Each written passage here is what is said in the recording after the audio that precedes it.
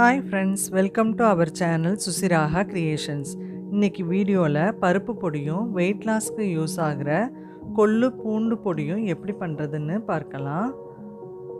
பருப்பு பொடி செய்ய தேவையான பொருட்கள்: துவரம் பருப்பு அரை கப்,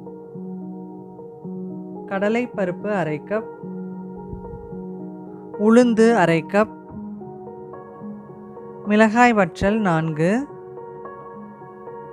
மிளகு 1 டேபிள் ஸ்பூன், சீரகம் 1 டீஸ்பூன், பெருங்காயம் அரை டீஸ்பூன், பூண்டு பற்கள் 12, கறிவேப்பிலை அரை கப், சால்ட் 1 டீஸ்பூன்.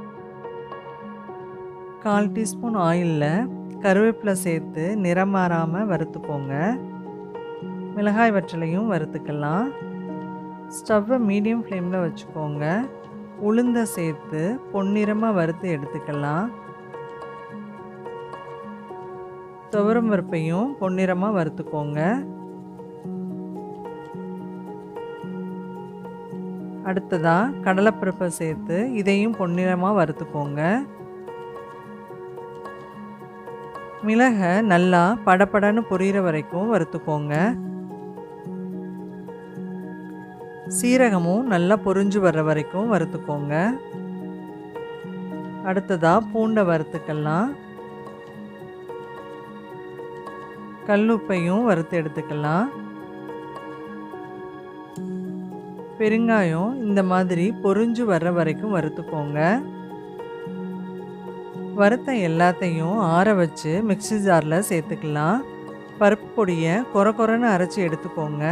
சூடான சாதத்தில் பருப்பு பொடியோட நெய் அல்லது நல்லெண்ணெய் கலந்து சாப்பிட்டா சூப்பராக இருக்கும். இது கிட்ஸுக்கு ரொம்பவே பிடிக்கும். பருப்பு பொடி ரெடி ஆயிருச்சு. கொள்ளு பூண்டு பொடி செய்ய தேவையான பொருட்கள்: கொள்ளு 1 கப், பொரிக்கடலை 1/4 கப், மிளகாய் வற்றல் 3, பூண்டு பற்கள் 6, மிளகு அரை டீஸ்பூன், சால்ட் தேவையான அளவு. அரை டீஸ்பூன் ஆயிலில் மிளகாய் வற்றலை வறுத்துக்கோங்க.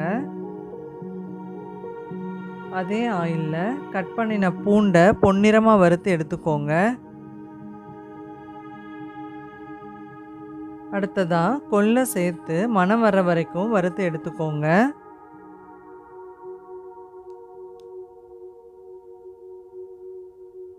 பொரிகடலையை சூடாகிற வரைக்கும் வறுத்து எடுத்துக்கோங்க.